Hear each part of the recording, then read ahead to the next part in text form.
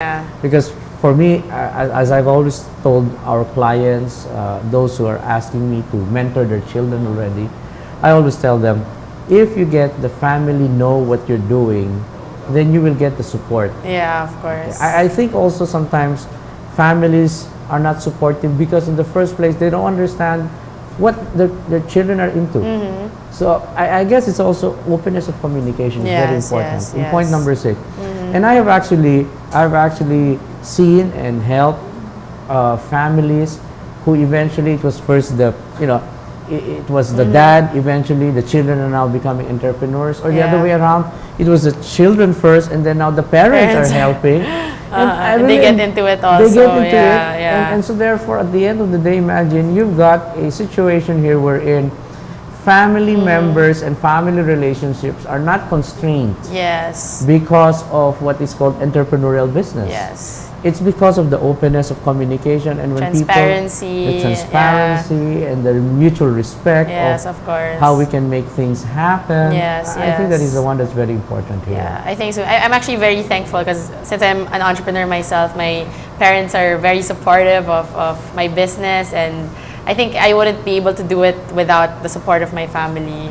Well, at least it's very nice to hear Yeah. that your parents are very supportive, because I feel that is one thing that we really need today. Yes. The support, the guidance of the elders. Yes, of course. on that And your side. guidance also as a consultant. Well, the guidance of consultants not? to put things in order Yes, as of well. I course. think that's very important.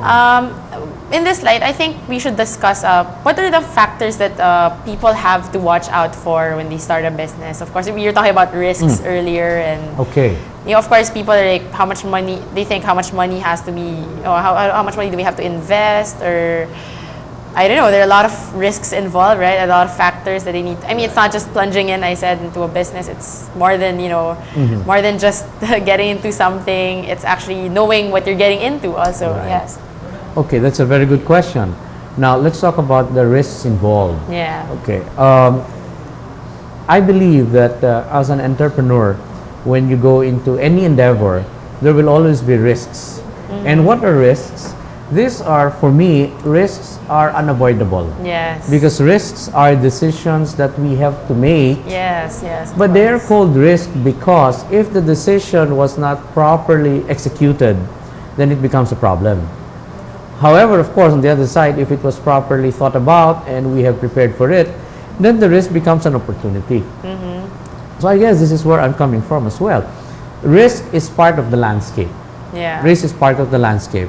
And what is critical now is for you to understand, how do I manage the risk involved? Yes. Okay, so what are some of the things, or what are some of the risks that can be involved? First and foremost is this. If this is the first time you're getting into something, okay, don't look at the profit right away. Don't look at the profit right away. Instead, ask yourself, the biggest contributor I should go for is to get experience. Yes. Okay, because imagine if you've never been into any entrepreneurial activity, and then all of a sudden you say, I want to invest like $500,000 or 200,000, and I Yeah. want to earn right away after a Yeah. month or so. I think you're missing the whole- ROI in a month. ROI in a month. I think It's a blockbuster product beautiful. or service. Okay, Yeah. I will definitely invest with you as well. But I'm not sure if it's going to work, because I feel entrepreneurship has to be balanced with experience as well. Yes. And that's why I always would suggest, whenever people would ask us, and by the way, I hope you don't mind, Riva, I I'd don't also mind. like to mention, they can always get in touch with me. Of course, In case, Yeah. What are my, your contact details? my contact details is, my cell number is 0917 368 0781. Okay. Or they can email me at Rick, R-I-C Devera, Rick Devera at yahoo.com. Okay. Or I have a website. And it's www.rickdevera.com. Okay, That's good. It's So easy to if- remember. I hope so. So if you feel you're not satisfied with what I'm sharing in this show, please do get in touch. But going back again, the first risk is this.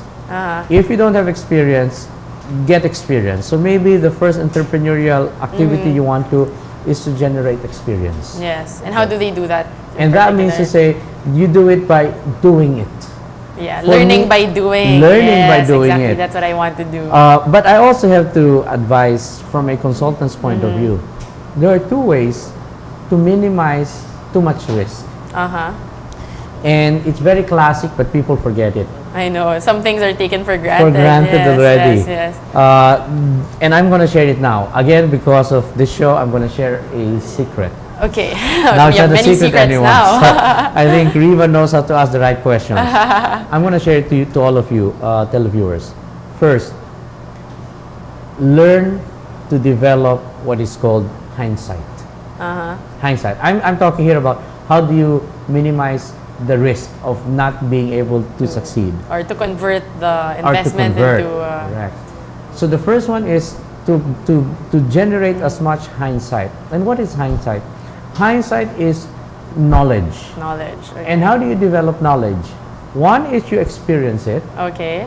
but if you do not have the luxury of experiencing it, at least ask people who have been through it. Yes. You gather information. Yes. And it could be two ways. It could be primary or secondary. Yeah. You can either ask people or you can actually read through about how their experiences were. Magazines, books. I mean, there are so many books and magazines that promote Available even in entrepreneurship. the internet. There's Yes, so just much. search for it online. It's Correct. going to be there. And that will help you gather information. But there's still a missing link.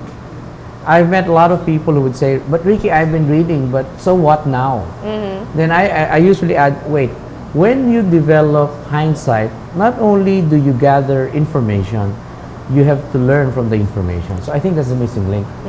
A lot of people would read through, but they don't learn from what they read. They just read for They the sake just- of reading. just sake of And actually, reading. you know, I think they should also keep in mind that what they read, they should actually verify if it's Right. correct. If it I is mean, out, might be from reliable, some correct. some source that will actually lead them to the destruction of their company. Or I think that is very important as well because can I now go to something very sensitive? Learn whether what you're reading is a suggestion or what you're reading is an advice. There's a big difference for me. what is the big difference? If you can The big clarify. difference is this. Okay. If you're thinking of doing business in the Philippines through entrepreneurship, okay, and your source reference is from abroad, like you're reading a book about entrepreneurship in America or in Europe. Europe, yeah. Personally, I feel that is not an advice. That is a suggestion. Because their environment there is different here. Yeah. The talk or the book might be about entrepreneurship, but the scenario Yes. is abroad, not here. Yeah, it's. So I mean, the cultures differ It's per different. country. Maybe some concepts are workable. applicable. Yeah, but I think it should be adjusted accordingly. accordingly. Yes. So for me, that reference is for me a suggestion. Yes. But not an advice. But Yeah. but you know how people sometimes are mga Filipino eh, para uy nabasa ko ito, maganda ito eh, gawin Yeah, natin here. yeah. So I always ask, teka, who wrote it? Oh, it's an American. Okay. And what's the scenario there? And what's the scenario here? Yeah. So I think it's very important. That's why I personally feel people would love to get in touch with locals. Yeah, yeah. Because the scenario here is different. And Yeah, mind you, yeah. there's been a number of multinational foreign companies who did not fare very good in the Okay. Philippines. Scenario here is different. Okay. Well, I think it should be taken into consideration. Into consideration. Yeah. So the first aspect is, that's what I call